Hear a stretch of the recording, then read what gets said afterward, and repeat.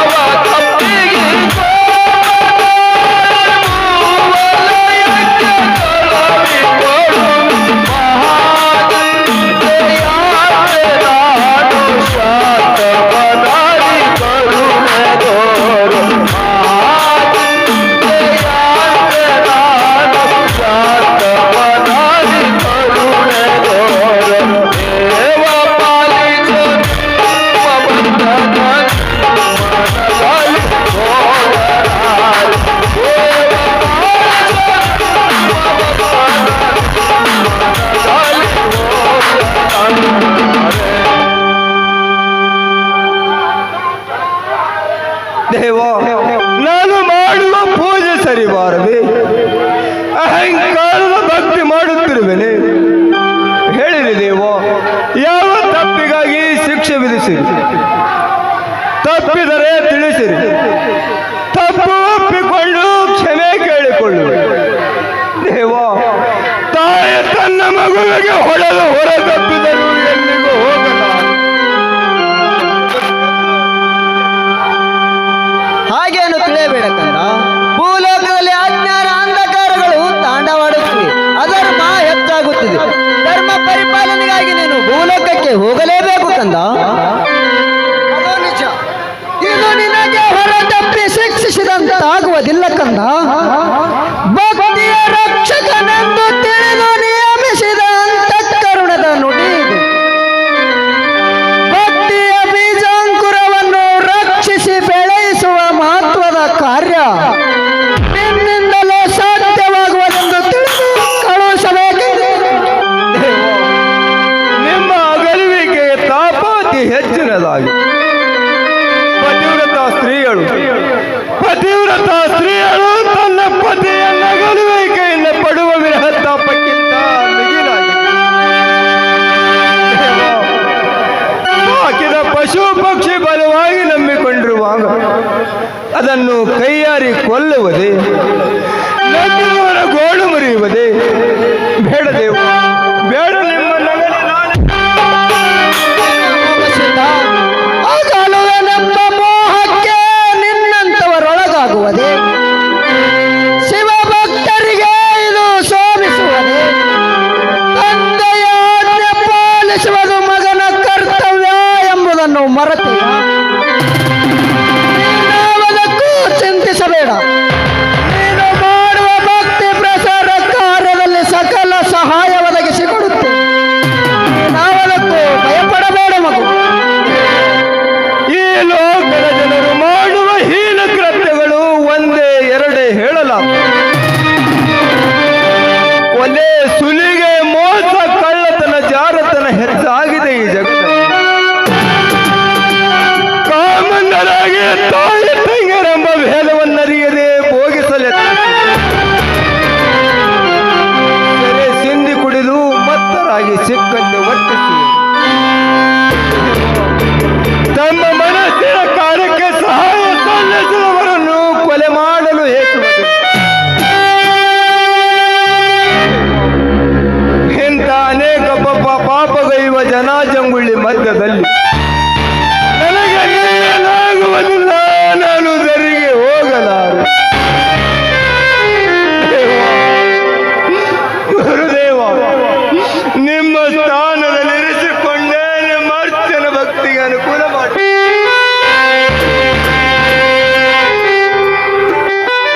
ಅಮೋಘ ಸಿದ್ಧ, ಭೂಲೋಕದವರ ಹೀನ ಕೃತ್ಯಗಳು ನನಗೆಲ್ಲ ಗೊತ್ತೇ ಇವೆ. ಅವನ್ನೆಲ್ಲ ನೆನೆದುಕೊಂಡು ಮನೋವೇದನೆಗೊಳಗಾಗಿ ದುಃಖಿಸುವುದು ತರವಲ್ಲ ಕಂದ, ತರವಲ್ಲ. ನಾನೆಂದಿಗೂ ನಿನ್ನ ಕೈ ಬಿಡುವುದಿಲ್ಲ. ನೀನು ಮಾಡುವ ಭಕ್ತಿ ಪ್ರಸಾರ ಕಾರ್ಯದಲ್ಲಿ ಸಕಲ ಸಹಾಯ ಒದಗಿಸಿಕೊಡು. ನಾವದಕ್ಕೂ ಚಿಂತಿಸಬೇಡ ಮೋಗ ಸಿದ್ಧ.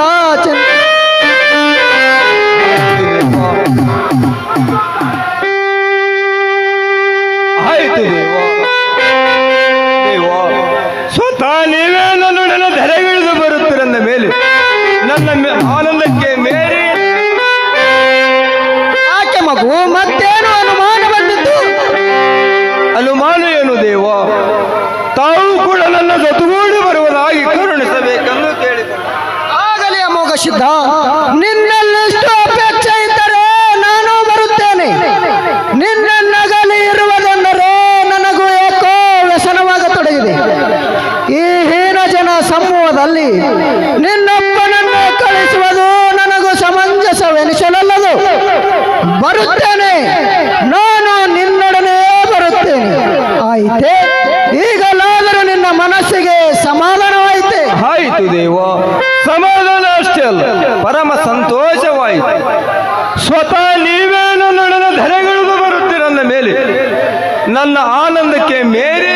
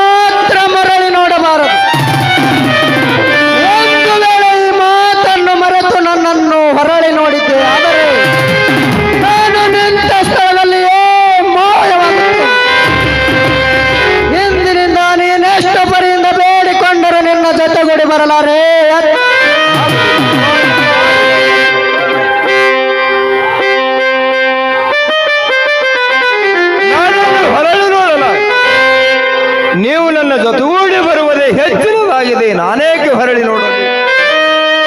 ಇಂಥದ್ದೊಂದು ಸಣ್ಣ ಮಾತನ್ನು ಪಾಲಿಸಲು ಆಗುವುದಿಲ್ಲವೇ? ಎಷ್ಟರವರೆಗೆ ಪಾಲಿಸುತ್ತೇನೆ. ನನ್ನ ಜೊತೆಗೆ ಭೂತಾಳಿಸಿದ್ದನನ್ನು ನಿನ್ನ ಮನದಿಚ್ಛೆ ಎಲ್ಲ ವರಗಳನ್ನು ಬೇಡು ದೇವ. ಮಗು ಬೇಡುವ ಎಲ್ಲ ವರಗಳನ್ನು ದಯಪಾಲಿಸಿ. ಭೂತಾಳಿಸಿದ್ದನೊಬ್ಬನನ್ನೇ ನಿನ್ನ ಸಹಾಯಕ್ಕೆ ಇಲ್ಲಿಯ ಸಿದ್ಧರನ್ನೆಲ್ಲ ಕರೆದುಕೊಂಡು ಹೋಗು. ಇಷ್ಟೇ ಅಲ್ಲ, ನಿನ್ನ ಮನದಿಚ್ಛೆಯಂತೆ ಯಾವ ಯಾವ ವರಗಳು ಬೇಕು ಅವುಗಳನ್ನು ಸಹ ಪಡೆದುಕೊಂಡು ಹೋಗು. ಯಾರು ಮಗು? ಶಿವಹರ ಮನೋಹರ ಪಂಚಮುಖದ ಪರಮೇಶ್ವರ, ಸಾಲು ಸತ್ತಿಗೆ ಮೇಲೆ ಚತ್ತರಿಗೆ, ಮುದ್ದಿನ ಚೌರಿ, ಹಸುವಿಗೆ ಹಾಲು ಶಿಶುವಿಗೆ ಬೆಣ್ಣೆ, ಪಲ್ಲಕ್ಕಿ ಪದವಿ ನೆಲ್ಲಕ್ಕಿ ಬಾನು, ಒಟ್ಟಿ ಒಳಗ ಶಿವಸ್ಥಾನ ಕಂಚಿನ ಕೈತಾಳು, ಸ್ವಾಮಿಗಳು ಕಲ್ಪ ವೃಕ್ಷ ನೋಡು ದೇವ, ಹೋಮದ ಕಮ್ಮಳಿ ನಿಯಮದ ಭತ್ತ, ಬೆಳಕಿಲ್ಲ ಬೆಳಕಿಲ್ಲ, ಬಂಜಿಗೆ ತೊಟ್ಟಿಲ ಭಕ್ತರಿಗೆ ಭಾಗ್ಯ, ಬಾಂಧವರಿಗೆ ಬಡತನ, ಒಡ ಹುಟ್ಟಿದವರಿಗೆ ಒಡತನ ಎಂಬ ವರ. ನಿನ್ನಿಚ್ಛೆಯಂತೆ ಸಕಲ ವರಗಳನ್ನು ದಯಪಾಲಿಸುತ್ತೇನೆ, ಸ್ವೀಕರಿಸು.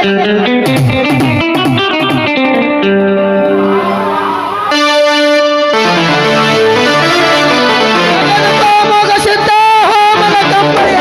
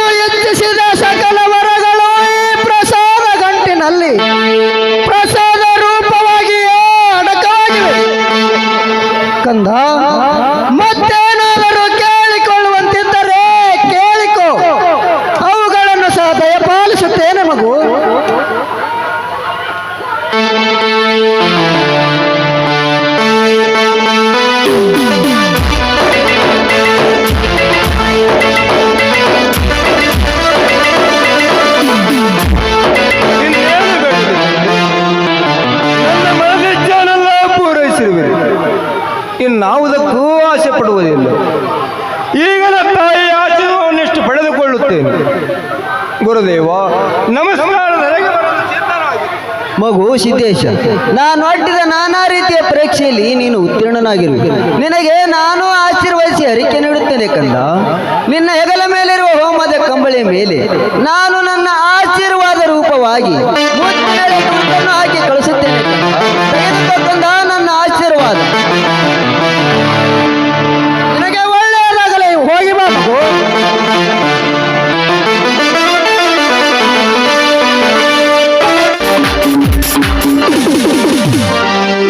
ಎಂದು ಸುದಿನ ಬಹು ಸಂಭ್ರಮದ ದಿನ, ಗುರುದೇವರು ನಮ್ಮೊಡನೆ ಧರೆಗಿಳಿದು ಬರುವ ಸಂತೋಷದ ದಿನ. ಕರುನಾಳು ಗುರುದೇವ, ಚಿಂತೆಗೆ ಚಿಂತಾಮಣಿ, ಕಲ್ಪಿತಕ್ಕೆ ಕಲ್ಪವೃಕ್ಷ, ಕಾಮಿತಕ್ಕೆ ಕಾಮಧೇನು, ವಾಲುವೆಯಾಳು ಗುರುದೇವ.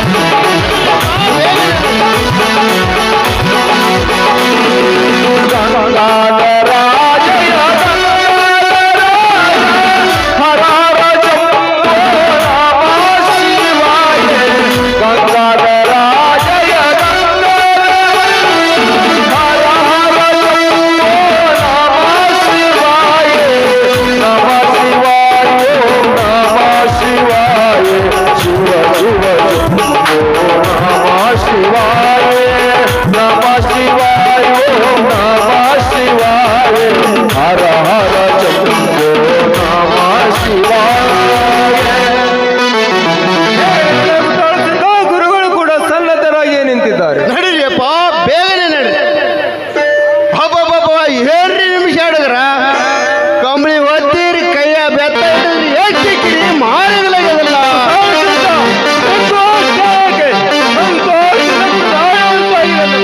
ಆನಂದ ಪರಮಾನಂದ ವಾಯುತು ಎಲ್ಲರಿಂದ ಆನಂದ ಪರಮಾನಂದ ವಾಯುತು ಎಲ್ಲರಿಂದ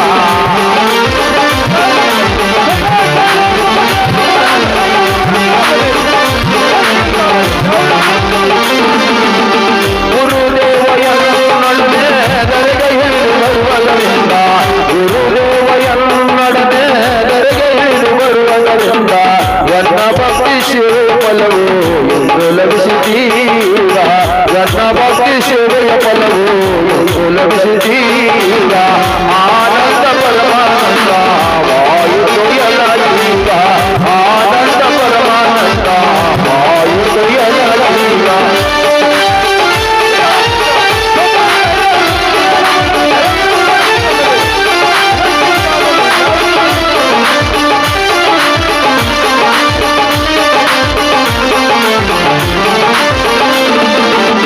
ಗುರುದೇವ ಎಲ್ಲರೊಡನೆ ದರೆಗೆ ಇಳಿದು ಬರುವುದರಿಂದ ಗುರುದೇವ ಎಲ್ಲರೊಡನೆ ದರೆಗೆ ಇಳಿದು ಬರುವುದರಿಂದ ಎಲ್ಲ ಭಕ್ತಿ ಸೇವೆಯ ಫಲವು ಎಂದು ಲಭಿಸಿದೀಗ ಎಲ್ಲ ಭಕ್ತಿ ಸೇವೆಯ ಫಲವು ಎಂದು ಲಭಿಸಿದೀಗ ಮಾನವನಿಗೆ ಫಲಪ್ರದವಾಗಿ ಮಾನವನಿಗೆ ಫಲಪ್ರದವಾಗಿ ಆನಂದ ಪರಮಾನಂದ ವಾಯುತು ಎಲ್ಲರಿಂದ ಆನಂದ ಪರಮಾನಂದ ಆನಂದ ಪರಮಾನಂದ ಆನಂದ ಪರಮಾನಂದ ವಾಯುತು ಎಲ್ಲರಿಂದ ಸದಾ ಕೈಲಾಸಪತಿಯನ್ನು ಮಾಡಲು ಧರೆಗಿಳಿದು ಬರುತ್ತಿರಂದ ಮೇಲೆ ಇದಕ್ಕಿಂತ ಆನಂದ ಇನ್ಯಾವುದರಿಂದ ಯಪ್ಪ ಕಂಬಳಿ ಮೂರು ಬಿಳಿ ಪಟ್ಟದವಲ್ರಿ ಇದೇನ್ರಿ ಯಾಟಾತ್ರ ಚಿನ್ನ.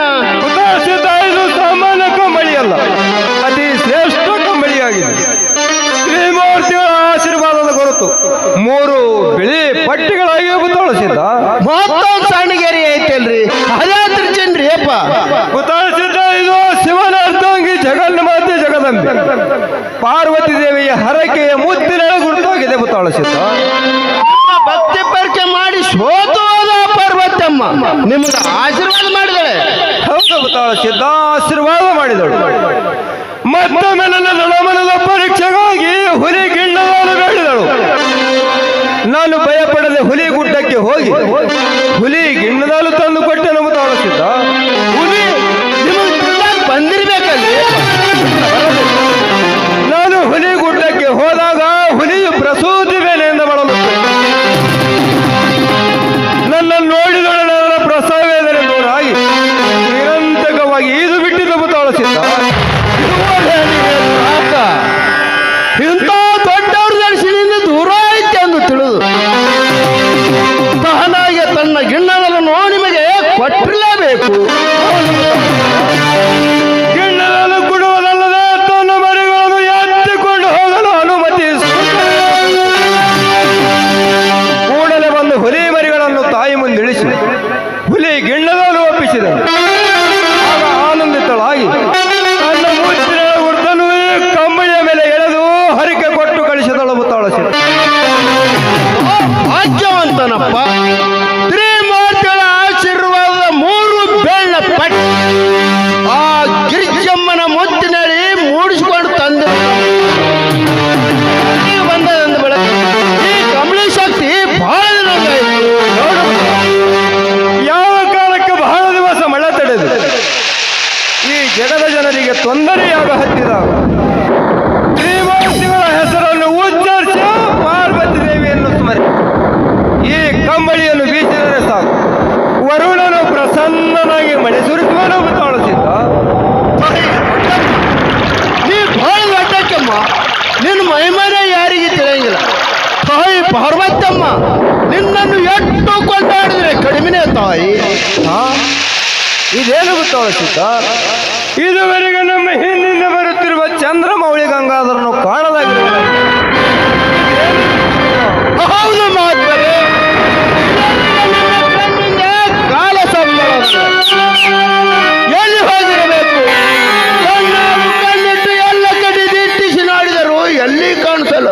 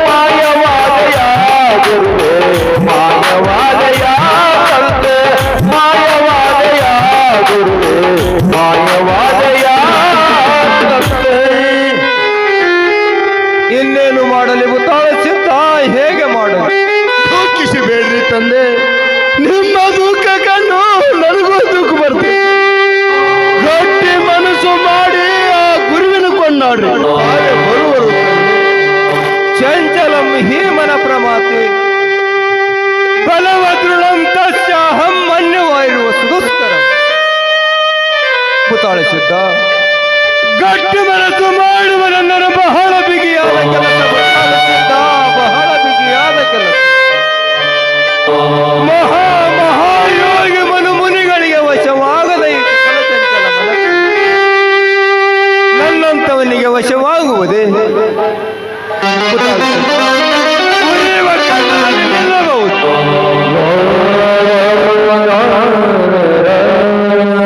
ಹಸಿದ ಹುಲಿಯನ್ನು ವಶಪಡಿಸಿಕೊಳ್ಳಬಹುದು. ಕರಡಿ ಕಾಳಿಗೆ ಹಿಡಿದು ಬೇಕಾದ ಆಡಿಸಬಹುದು.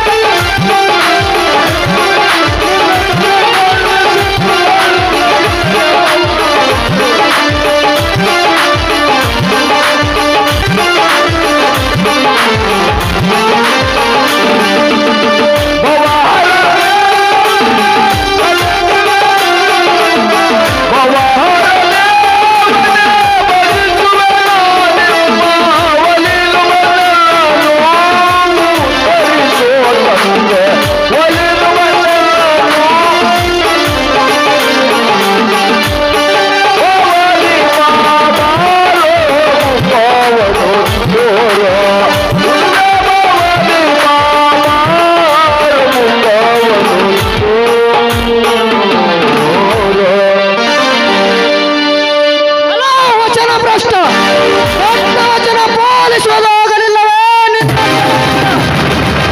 ನಿನ್ನಂಥ ದುರ್ಬಲ ಮನದವನು. ನಿನ್ನ ತಾಯಿ ಜಗದುದ್ಧಾರವು ಹೇಗಾಗಿತ್ತು? ನಿನ್ನ ಬೆನ್ನ ಹತ್ತಿ ಬಂದದ್ದು ನನ್ನದೇ ದುಷ್ಕರ್ಮ. ದೇವ, ಗುರುದೇವ, ಎಷ್ಟಾದರೂ ನಾನು ನಿಮ್ಮ ಕಿಂಕರನು. ನಿಮ್ಮ ಮಾಯಾ ವಿನೋದ ಜಾಲವು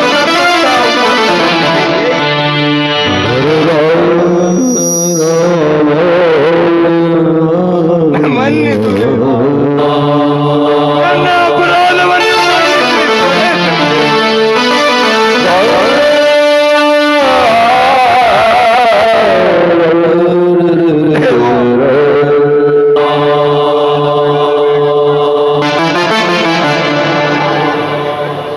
ನೀವು ನನ್ನ ಜೊತೆಗೆ ಬರದಿದ್ದರೆ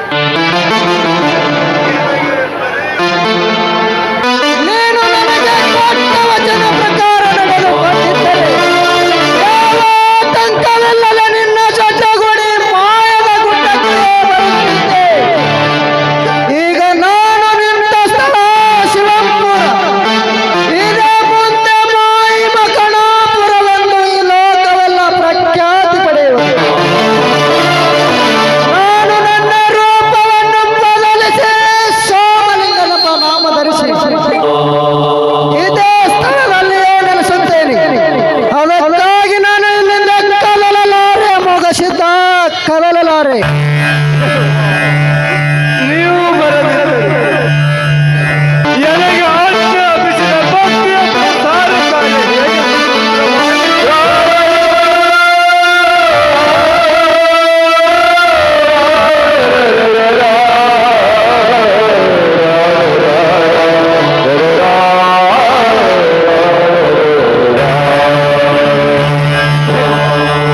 ಗುರು ಶಿಷ್ಯರಿಬ್ಬರು ಜೊತೆಗೂ ಭಕ್ತಿ ಪ್ರಸಾರ ಮಾಡ ಹತ್ತಿರ ಅದಷ್ಟು ಸಲಗು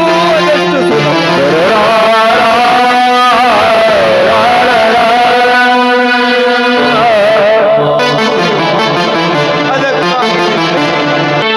ಇನ್ನೇನು ನಾನು ಬರುವುದಿಲ್ಲ, ಇಲ್ಲಿಯೇ ನೆಲೆಸುತ್ತೇನೆ. ನೀನು ನಿನ್ನ ವಾಸಸ್ಥಾನವಾದ ಮಾಯದ ಗುಡ್ಡದಲ್ಲಿಯೇ ನೆಲೆಸು.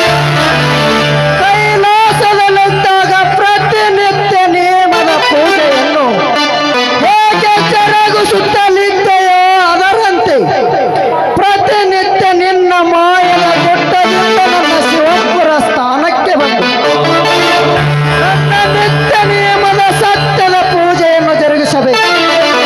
ಅಂದರೆ ನಿನ್ನ ಮನದಿಚ್ಛೆಯನ್ನೆಲ್ಲ ಕೈಗೂಡಿಸಿಕೊಡುವನು. ಇಲ್ಲಿಯವರೆಗೆ ಬಂದು ಎಂತಾದೊಂದು ಸಣ್ಣ ತಪ್ಪಿಗೆ ಈ ಪರಿಸ್ಥಿತಿ ಹೇಳಬೇಕು. ಹೇಳು ನನ್ನೊಡನೆ ಮಾಯದ ಗುಡ್ಡಕ್ಕೆ ಬಂದು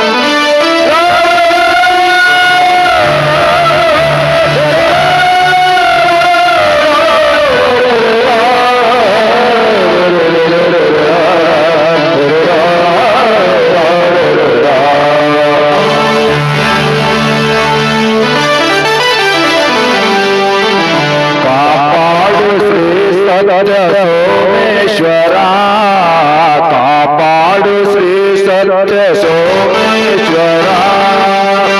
ನಂದಿ ವಾಹನ ಪಾವನ ಚರಣ, ನಂದಿ ವಾಹನ ಪಾವನ ಚರಣ. ನಂಬಿದೆ ನಾನೇ ಕಾಪಾಡು ಶ್ರೀ ಸತ್ಯ ಸೋಮೇಶ್ವರ, ಕಾಪಾಡು ಶ್ರೀ ಸತ್ಯ ಸೋಮೇಶ್ವರ.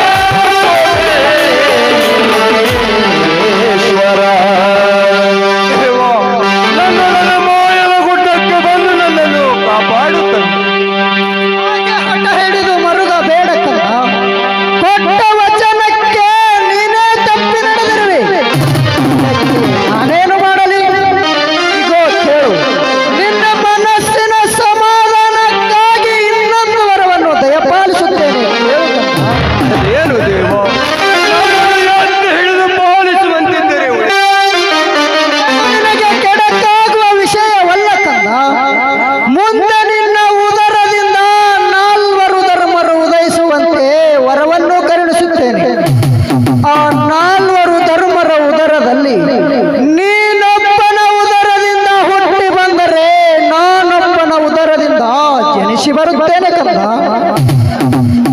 ದೇವ, ಇದೆಂದಿಗೂ ಸಮಂಜಸವಾಗುವುದಿಲ್ಲ. ಈಗ ನನ್ನ ನಿಮ್ಮಲ್ಲಿದ್ದ ಅನುಪಮ ಪ್ರೇಮವನ್ನು ಜಾಗೃತರಲ್ಲಿ ಹೇಗೆ ಉದಯವಾದಿದೆ? ಎಷ್ಟಾದರೂ ಅವರು ಭೋಗಾದಿಗಳು, ಅವರಲ್ಲಿ ಮಹತ್ಸರವೇ ಹೆಚ್ಚು. ಪ್ರೇಮೋದಯಕ್ಕೆ ಆಸ್ಪದ ದೊರೆಯಲಾರದು. ಓ ಅಮೋಘ ಸಿದ್ಧ,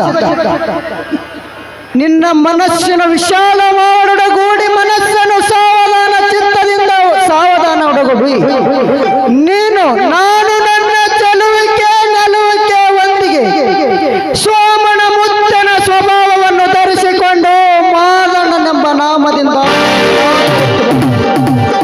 ನೀನು ನಿನ್ನ ಚಲುವಿಕೆ ನಿಲುವಿಕೆ ಒಂದಿಗೆ ಹೌದು ಸಿದ್ಧನ ಅವತಾರ ಗುಣಗಳೆಲ್ಲ ಒಳಗೊಂಡು ವೀರಮಲಕಾರಿ ಸಿದ್ಧನೆಂಬ ನಾಮದಿಂದ ನೀನು ಹುಟ್ಟಿ ಬಾ.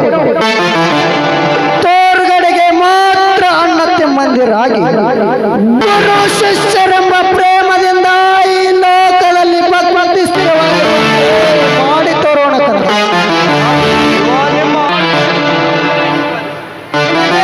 ಕಲ್ಯಾಣವಾಗಲಿ ಕಂದ. ನಿನಗೆ ವಿಧಿಸಿದ ಭಕ್ತಿ ಪ್ರಕಾರ ಕಾರ್ಯವನ್ನು ನನ್ನ ಮೇಲೆ ಭಾರ ನಿಶ್ಚಿಂತನಾಗಿ ಯಾವ ವ್ಯಾಮೋಹಕ್ಕೆ ಒಳಗಾಗದಿರು. ಈ ವಿಶಾಲವಾದ ಜಗತ್ತಿನ ಮಾಯಾದಾಟ ಬಲು ವಿಚಿತ್ರವಿದೆ. ಯಾವುದಾದರೊಂದು ಸನ್ನಿವೇಶ ಸಾಧಿಸಿದಲ್ಲಿ ಮಾಯಾಜಲ ಪಸರಿಸಿ ತನ್ನ ಕೈವಾಡ ಸಾಧಿಸಿಕೊಳ್ಳದೆ ಬಿಡದು. ಇನ್ನು ಮೇಲೆ ನಿನ್ನ ಕಣ್ಣಿಗೆ ಬೀಳದಂತೆ ಮಾಯವಾಗಿರುತ್ತೇನೆ. ನೀನು ನೆನೆಸಿದಾಗ ಮಾತ್ರ ಪ್ರತ್ಯಕ್ಷನಾಗ. ಇದೋ ನನ್ನ ಆಶೀರ್ವಾದ.